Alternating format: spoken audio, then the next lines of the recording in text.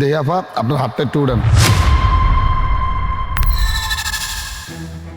আপা এই জায়গায় কি 6 ইঞ্চি দিমু নাকি 7 ইঞ্চি দিমু? 6 থাক। আচ্ছা ঠিক আছে।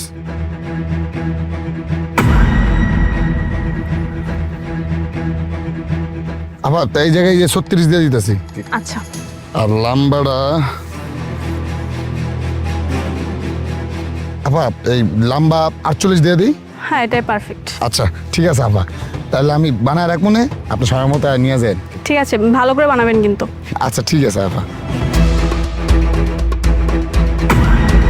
আরে দাঁড়াও, অনেকক্ষণ যাবত খেয়াল করলাম তুমি মুখ গোমরা করে আছো। কি সমস্যা, কি হয়েছে? কি সমস্যা তুমি বোঝো না? আমি বুঝতে পারতেছি না বলে আমি তোমাকে আক্স করলাম, কি হয়েছে বলো আমাকে।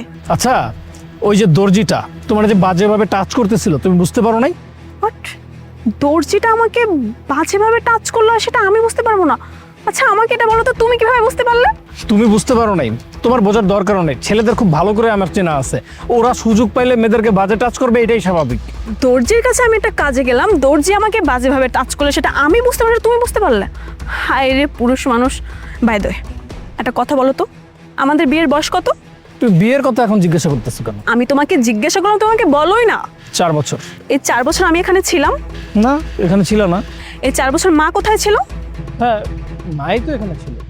মা সবসময় এই দর্জির কাছ থেকে কাপড় সেলাই করে, আর মায়ে আমাকে বললো যে তুমি ওই দর্জির কাছে যাও, ওই দর্জি ভালো কাপড় সেলাই করে, তখন আমি আসছি।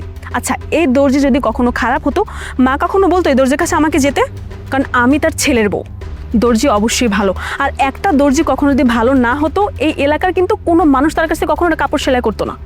শোনো তোমাকে বলি, এই দর্জি খারাপ হলে মা এখানে কখনোই আসতো না আর আমাকে পাঠাতো না। আর দর্জি খারাপ হলে এই এলাকার মানুষ যাইতো না আর ওনার দোকানটা বন্ধ হয়ে যেত। আর এই দর্জি যদি আমার দিকে খারাপভাবে তাকাতো সেটা আমি বুঝতে পারতাম। আর তোমার কি মনে হয় না সেটা আমি প্রতিবাদ করতাম না? আমি অবশ্যই প্রতিবাদ করতাম যে একটা লোক আমার দিকে বাজেভাবে তাকালো আর সেটা আমি বুঝতে পারবো না।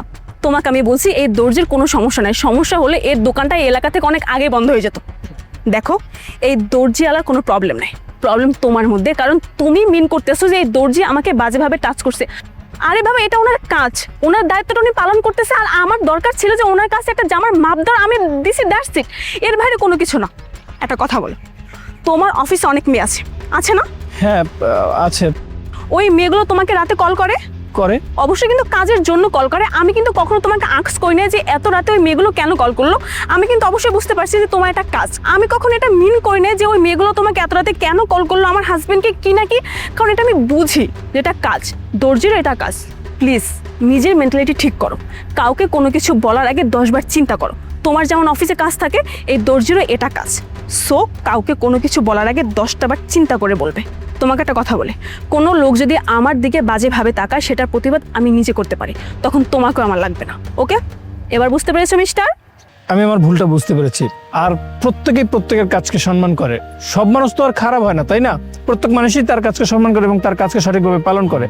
আর তাছাড়া ও যা করছিল সম্পূর্ণ ওর দায়িত্ব পালন করছিল এবং ওর কাজ করছিল। ঠিকই বলছো, আমি ভুল ছিলাম, আমি সরি। ঠিক আছে চলো, এমন কিন্তু আর করবে না।